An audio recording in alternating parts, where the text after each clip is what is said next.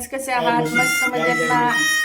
I hope so मस्त असाल, मजेत असाल. वेलकम टू गाईज कसे आहात? मस्त मजेत ना? आय होप सो मस्त असाल, मजेत असाल. Welcome to another new vlog. तर चला, आज आहे गुरुवार. दिवसाची सुरुवात झाली एकदम छान छान अशी.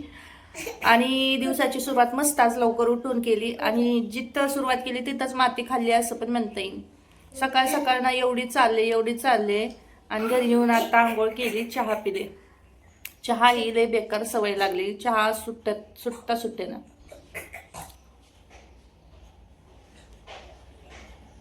तर चला, बाकीची कामं आता आवरते. आज काय गुरुवार असल्यामुळे जास्त काही करायचं नाही, स्वयंपाकाचे झंझट नाही. आता आम्हाला खिचडी करायची, उपवास आहे नवरा बायकोचा आमचा.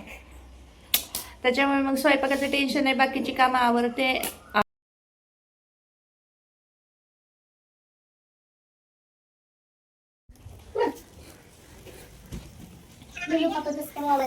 होय, काय सांगतोय तू? तू बघतो का? तू बघतो तिकडे बघ. Good morning.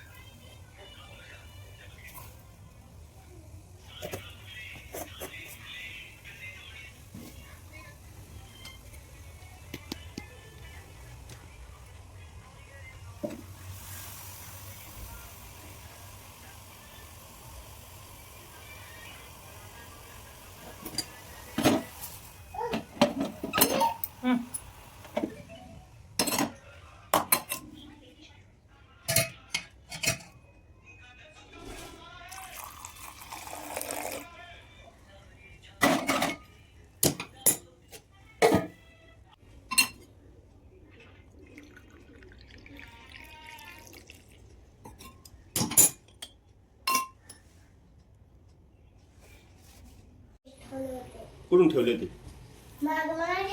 तुझ्या मागं कोण ठेवले होते? मी? कोण म्हणलं होतं का?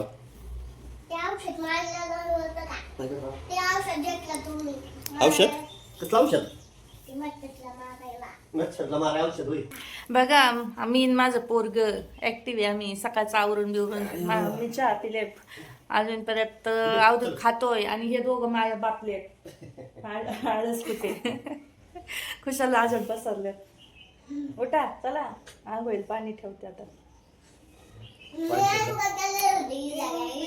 तू कधी केली पारुषा? पण खात पारुषा तोंडाने.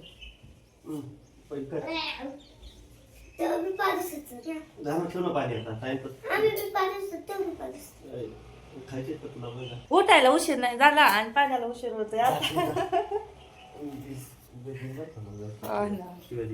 हा ना, द्या शिव्या, द्या शिव्या, लाईव द्या.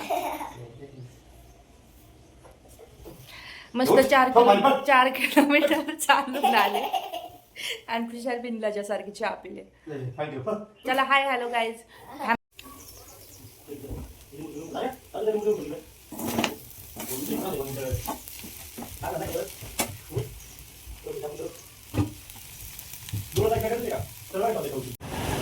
तर गुरुवार होता, त्याच्यामुळे फराळाचं वगैरे लवकर करून घेतलं आणि त्याच्यानंतर घरातली कामं वगैरे सगळी आवरली आणि नंतर आम्ही निघालो शंकर महाराजांच्या मठामध्ये.